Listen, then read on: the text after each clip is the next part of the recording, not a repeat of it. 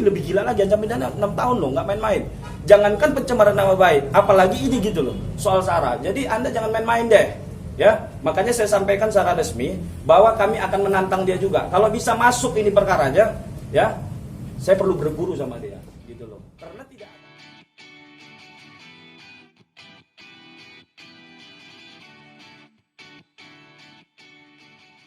Teman-teman pers, Assalamualaikum warahmatullahi wabarakatuh. Saya Mirwansyah SMA, pengacara resmi dari Ayuwisya, ya. Terkait dengan konferensi pers kita hari ini tanggal 20 hari Kamis 2022 adalah terkait dengan somasi dari DS, ya. Pengacaranya mengirimkan somasi pada tanggal 14 Januari 2022, ya, terkait dengan dugaan penghinaan dan pencemaran nama baik yang diduga dilakukan oleh Ayuwisya. Ya, konten-konten yang dipersoalkan itu mulai dari tanggal 23 Desember 2021 sampai 14 Januari 2022. Ini dilayangkan tanggal 14. Nah, dikasih waktu 3 kali 24 jam. Lalu kemudian karena kami tidak menanggapi dan membalas terkait dengan somasi ini, lalu muncul somasi kedua, yaitu hari Senin. Somasi kedua ini juga kami abaikan. Ya.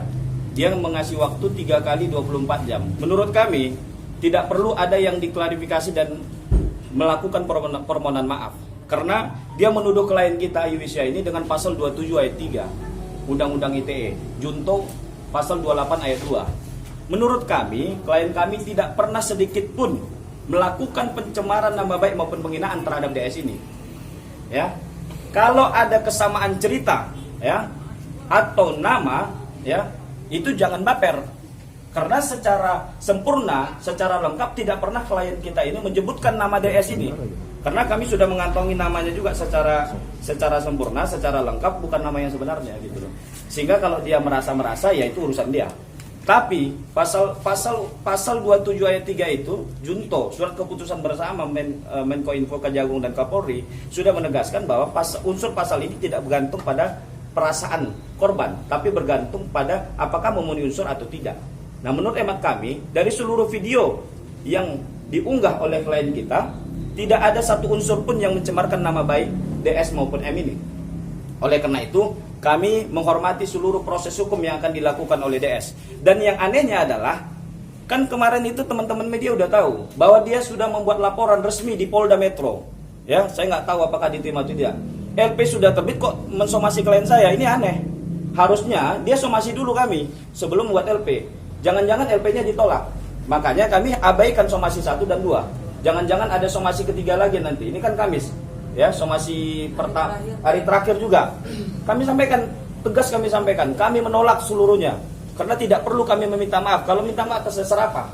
Oleh karena itu kami menghormati apapun keputusan daripada DS maupun pengacaranya.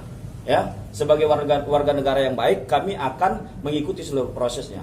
Dan lebih lanjut, saya perlu sampaikan bahwa Ayuwisya ini adalah konten kreator, anak muda kreatif lokal dari Padang, yang mana memang tujuannya hanya untuk menghibur, ya, follower-followernya. Tidak ada maksud sedikit pun, jangankan kepada DS, kepada siapapun, untuk merendahkan harkat dan martabat siapapun, termasuk DS. Jadi Anda jangan baper.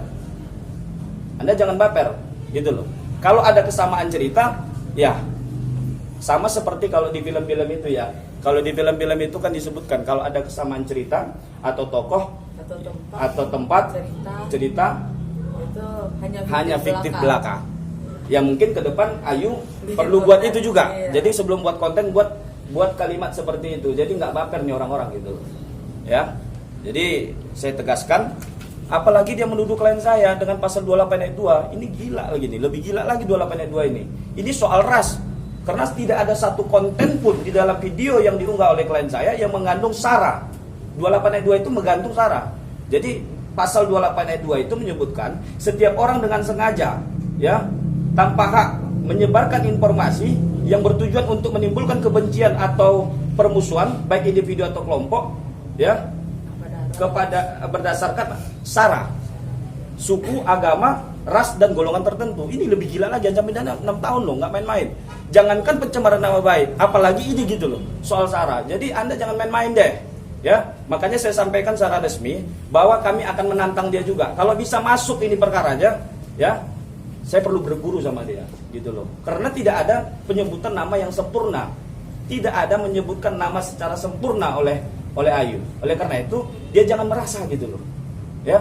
Dan tidak ada juga foto ataupun stitch gitu loh, stitch video yang bertujuan atau menembak dia langsung, nggak ada. Jadi ini baper, bawa perasaan gitu. Oleh karena itu kami sangat meyakini unsur pasal di dalam Undang-Undang ITE sama sekali tidak terpenuhi dalam perkara Ayu Isya. Oleh karena itu saya menyampaikan sama beliau, kami menolak untuk mengklarifikasi dan meminta maaf kepada DS maupun pengacaranya.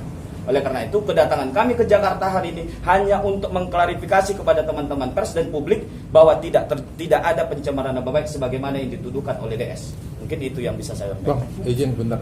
Kan kemarin di Polda itu sampai malam banget, Bang. Sampai jam 10 lewat itu laporan belum diterima, maksudnya begitu. Mereka masuk lagi. Apa Abang udah dapat konfirmasi apakah akhirnya laporan itu diterima atau enggak? Ya, kan kita sama-sama dengar. Teman-teman media kan ada di sana. Dari jam 6 pagi, dari jam 6 sore, dari 6 sore sampai jam 10 lewat, ya. Dia di Polda Metro, lalu kemudian masih menunggu katanya, ya. Artinya menunggu itu dia sudah konsultasi, tapi unsur pasal 27 dan 28 itu tidak terpenuhi. Maka oleh karena itu dia kirim somasi paginya sama klien saya. Ya ini kan saya nggak tahu lah bagaimana strategi mereka. Yang jelas kalau saya biasanya sebelum melapor itu ada konsultasi kepada penyidik. Yang kedua, ya lucu aja dia udah buat LP, kenapa harus somasi klien saya? Lanjutkan aja LP-nya, kita ikuti prosesnya. Nggak perlu dia kirim-kirim somasi. Ini somasi 1, 2, jangan ada 3, 4 sampai 100 kali itu somasi. Yang pada intinya kami menolak seluruhnya dan kami pikir ini ngadi-ngadi gitu loh. Belum ada konfirmasi laporan itu diterima berarti Bang ya? Belum ada. Oh enggak. Dan di sini dia nyatakan kok di poin 5 di dalam somasinya. Dia sampaikan bahwa apabila Anda tidak mengklarifikasi, kurang lebih bahasa seperti itu, maka kami akan melakukan proses hukum sesuai dengan hukum yang berlaku. Ya lakukan aja gitu loh. Ngapa Anda harus konfirmasi kepada kami? Kami sudah sampaikan di media. Gitu. Jadi mungkin karena tidak diterima laporannya, lalu kemudian dia berharap kita minta maaf. Tapi kami pastikan kami tidak akan meminta maaf. Bukan kami arogan ya. Harus jelas kalau kami minta maaf ini atas dasar apa kami meminta maaf. Ya, kalau klien saya bersalah, ya beliau juga akan minta maaf. Tapi kalau beliau tidak ada mencemarkan nama BDS ini, hanya dia yang merasa sendiri, ya tidak perlu kita meminta maaf. Kira-kira begitu. Ayo, alasannya apa sih? Jalur hukum nih Bang. Ya, kalau soal jalur hukum tentu ya pasti itu. Karena di sini, nah makanya saya bilang dia udah sering mengultimatum orang, tapi tidak ada satupun yang terbukti. Contoh yang kemarin, ada yang diultimatum kan F kan? Saya benar nggak dia ultimatum 3 kali masalah soal asuransi ya? Soal asuransi, dia ultimatum. Ada nggak LP-nya masuk? Nggak ada. Makanya saya bilang resmi hari ini, ya buktikan gitu loh. Jangan hanya cuap-cuap, malu kita, ya. Bukan kami menantang, tapi Anda sudah menyebut-nyebut nama klien saya. Jadi saya juga tersinggung karena itu. Gitu. Bang kan udah somasi kedua. Kalau misalkan nanti ada somasi 3, 4 strategi dari ya, Abang sendiri gimana? Ya lucu aja Udah kalau ada 3, 4 strategi kami jelas ya. Saya sangat memahami ya dasar hukum ya Undang-Undang ITE karena yang dilaporkan kan jelas di sini 27 pasal 27 ayat 3, junto pasal 28 ayat 2 Undang-Undang ITE, Undang-Undang 19 tahun 2016 atas perubahan Undang-Undang 11 tahun 2008. Turunannya diatur dalam SKB 3 Menteri, juga ada yang terbaru Surat Edaran Kapolri nomor 2 2021. Jadi saya sudah mempelajari seluruh dasar hukumnya bahwa ya persoalan pencemaran nama baik tidak tergantung pada perasaan korban, tapi bergantung pada unsur delik, apakah ada unsur pencemaran nama baik atau penghinaan yang diduga dilakukan oleh klien saya. Kenapa saya sangat yakin klien saya terbebas dari perkara ini? Karena klien saya tidak menyebutkan nama DS maupun M ini secara sempurna, secara paripurna. Sehingga tidak bisa langsung dikaitkan bahwa ini adalah DS itu gitu loh. Nah, makanya saya sampaikan, perlu saya pertegas bahwa unsur pasal pencemaran tidak bergantung pada perasaan korban, tapi bergantung pada apakah ada unsur pencemaran baik dan atau penghinaannya. Mungkin gitu dari dia. Ayu sendiri mungkin sedikit komentar Kak. Ya. Sedikit komentar kecewa seperti apa Kak? Alasannya kenapa sih Ayu kok muncul di media sosial, kan ini permasalahannya lagi ramai, kenapa kamu ngebahas Tiba-tiba kayak gitu. Tiba-tiba ngebahas soal Ya maksudnya ada yang dibahas. Yang kemarin dihebohkan sama Dihebohkan mereka sama seperti itu. mereka. Itu sebenarnya video untuk apa? Mungkin Ayu bisa menjelaskan. Klarifikasikan seperti apa? Oke. Nah, aku sebenarnya udah bikin video makan-makan kayak gitu sambil ngoceh. Sebenarnya aku lupa 2018 apa 2019, dan itu pakai konten bahasa Minang. Nah karena aku uploadnya itu di TikTok, aku pakai bahasa Indonesia biar banyak yang ngerti. Nah tiba-tiba pas waktu aku munculkan video seperti itu, tahu-tahu viral. Itu aja sih. Sebenarnya aku nggak ada niat tertuju pada 1, 2, 3 orang yang spesifik untuk menyinggung atau menghina atau mencemarkan nama baik. Itu aja sih. Tapi sempat ada takut juga nggak? Nggak ada takut karena emang nggak ada niat ke sana. Ketika dilaporkan kaget nggak sih Kak? Kaget sih, kaget kok tiba-tiba saya dilaporkan gitu, dan dengan pihak yang tidak ada niat saya tertuju kepada dia gitu, makanya saya santai aja. Kan konten Ayu kan komedi nih, terus tapi jadi berujung hukum, gimana tuh? Ada penyesalan atau mungkin Nggak ada akan memperbaiki penyesalan, diri? nggak ada penyesalan. Mungkin setelah ini ya benar kata Bang Mirwan tadi, mungkin sebelum konten next ke depan kalau saya ada nyebutin nama atau tokoh atau cerita apapun, saya bikin di depan. Mohon maaf kalau ada kesamaan cerita, nama, tempat yang sama, itu tidak ada niat. Fiktif belaka. Hanya fiktif belaka, itu aja sih kayaknya. Tapi Jadi pada- itu aja perbaikan konten saya mungkin. Pada akhirnya kan banyak juga dukungan buat Mbak Ayu juga di kolom komentar segala macam, diunggah ulang, banyak juga komen yang mendukung jangan takut segala macam seperti itu. Seperti apa menanggapi netizen itu? Sebanyak yang suka, sebanyak itu juga yang nggak suka sama kita. Sekarang kita ngejalanin aja deh. Kalau dia pihak sana emang mau ke jalur hukum ya ayo. Tapi kalau cuma somasi, ya siapa aja bisa disomasi gitu sama kuasa hukumnya. Tapi kalau ini memang sudah ke jalur hukum ya kita hormati, kita ikuti proses hukumnya itu aja. Yang jelas proses upaya pelaporan ataupun proses hukum ini tidak menghalangi kreativitas daripada klien saya.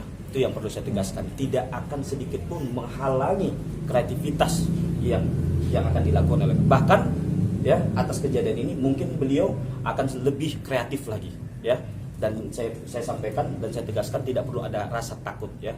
Makanya tadi perlu kita evaluasi saja ke depannya, perlu ada kalimat seperti tadi itu, agar tidak terjadi salah paham lagi. Berarti akan dilanjutkan cerita yang Tetap kemarin. konten makan-makan akan menjadi ciri khas saya, apalagi dengan kerupuk jengkol itu akan jadi ciri khas saya. Dengan menyindir seseorang juga. Bukan menyindir sih, maksudnya kan ini di otak saya. Mungkin teman-teman kurang ada yang paham misalnya bahasa Minang. Nah konten-konten sebelum itu malah saya bikin seperti saya mak-mak terus sudah punya anak namanya Putra dan Putri. Itu kan imajinasi saya aja dengan karakter yang seperti ini gitu. Jadi setiap apapun yang saya sampaikan itu bukan tertuju kepada satu orang, gue mau nyindir dia nih sambil makan, enggak. Siapapun itu gitu. Maksudnya ya lo kesindir, ya lo memilih buat tersindir gitu, lo tersinggung ya lo yang memilih buat tersinggung gitu. Jadi saya hanya untuk komedi, terus habis itu karena saya suka makan ya udah komedi sambil makan gitu aja. Ini kan Ayu berarti dari Minang ya? Iya. Berarti Padang. datang ke Jakarta ini untuk bolak-balik mengurus proses hukum ini gimana? Oh, bukan proses hukum karena emang tidak ada proses hukum. Saya emang udah berniat untuk klarifikasinya itu ke media, bukan ke pihak sana. Karena sesuai surat somasi harusnya saya kan klarifikasi dan minta maaf ke sana. Tapi karena saya merasa tidak bersalah dan tidak ada niat untuk menyinggung, ya saya hanya untuk bertemu teman-teman media biar semuanya clear, semuanya jelas gitu. Ada langkah hukum balik Bang? Oh enggak. Enggak, Kita tidak ada melakukan upaya hukum karena kita sifatnya adalah menunggu. Kan kita yang mau dilaporkan, kita menunggu saja. Kita hormatilah apapun keputusan daripada pihak sana. Tapi jangan bacrit ya. Makanya saya bilang jangan bacrit ya. Anda kalau sudah ultimatum orang Anda lakukan. Jangan Anda hanya cerita-cerita saja pada teman-teman media, lakukan gitu loh. Biar kita tahu dan kita buktikan nanti di kepolisian bahwa tidak terjadi penghinaan. Ini juga akan merehabilitasi atau memulihkan nama baik daripada klien saya karena itu tuh macam-macam. Biar hukum yang membersihkan nama beliau.